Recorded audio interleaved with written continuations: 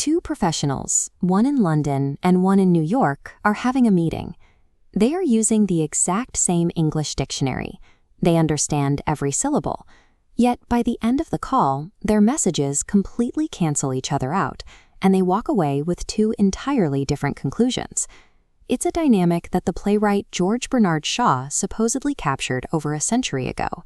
He observed that England and America are two countries divided by a common language.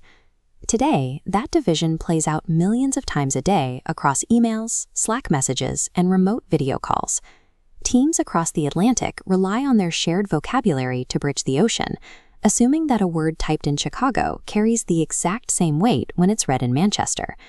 But when it comes time to evaluate a project, deliver feedback, or make a final decision, literal translation collapses. The words are identical, but the actual intent misses the mark entirely. While a dictionary provides the definition of a word, it cannot account for the underlying cultural logic that determines how that word is actually received. To understand that logic, we can look at this spectrum. In the 1970s, the anthropologist Edward T. Hall plotted communication cultures along this scale, ranging from low context to high context. The United States sits firmly on the low context end. In American business, the literal words carry the bulk of the meaning. The ultimate goal is explicit clarity. You say exactly what you mean, and you take what others say at face value. The United Kingdom sits further toward the high context end. Here, the message is heavily dependent on shared social cues, relationship dynamics, and implied meaning. The words are just the surface layer. The real message is buried in the subtext. These styles grew out of vastly different environments. British culture is rooted in a deep historical timeline and established social hierarchies. For centuries, maintaining harmony within tight, traditional constraints required a high degree of politeness and subtlety. Conversely, the American commercial environment was built on a vast, fast-paced frontier. With constant influxes of new people and less established history, communicating explicitly became the most reliable way to get things done efficiently. Taking a high-context British message and running it directly through a low-context American filter guarantees that the true meaning will be lost in translation. You see this instantly in how the two cultures handle enthusiasm. In the American workplace, an egalitarian culture expects heavy doses of direct, effusive positivity to signal approval. If an American likes your idea, they will tell you it's awesome or fantastic. In British professional circles, overt boasting is generally frowned upon. To maintain a level social playing field, they lean heavily on understatement. Extreme reserve often acts as the highest form of praise. If a British manager reviews a proposal and calls it quite good, they are likely delivering massive praise. But to an American ear, quite good registers as deeply disappointing. The American assumes the manager is holding back out of pity. This indirectness also masks negative feedback. A British colleague might label your new strategy a very brave proposal. They are maintaining decorum, but the subtext is actually telling you that your idea is practically insane.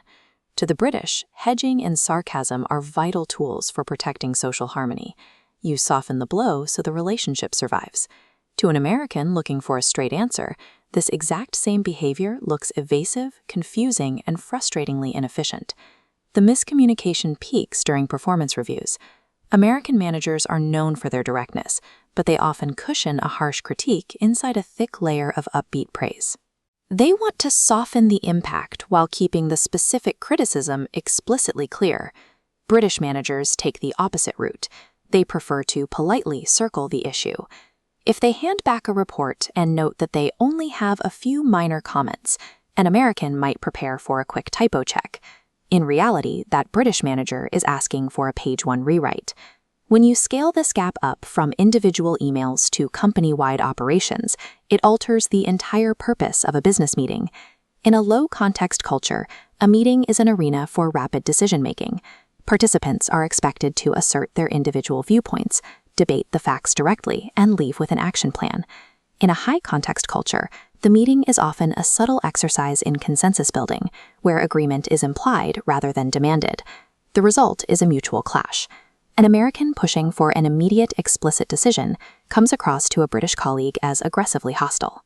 Meanwhile, the British attempt to carefully build consensus feels paralyzingly slow to an American trying to hit a deadline. When these two styles collide blindly, the casualty is usually trust. In multinational companies, these daily linguistic misses lead to delayed decisions, botched projects, and a breakdown in collaboration. It breeds a cycle of resentment. Americans start to view their British counterparts as indecisive or passive-aggressive. In return, the British come to see the Americans as blunt, unrefined, and overly demanding. The friction arises when one party communicates using high-context social rules, while the other party is listening for low-context literal facts. Managing these interactions requires cultural agility. In a globalized market, the teams that bridge this gap efficiently have a distinct advantage over those stuck in a cycle of misinterpretation. Professional fluency involves recognizing the precise moment to search for a hidden meaning, or conversely, when to insist on literal transparency. Language is just the surface layer of intent. You might want to keep that in mind the next time an international colleague listens to your pitch, smiles, and tells you it's very interesting.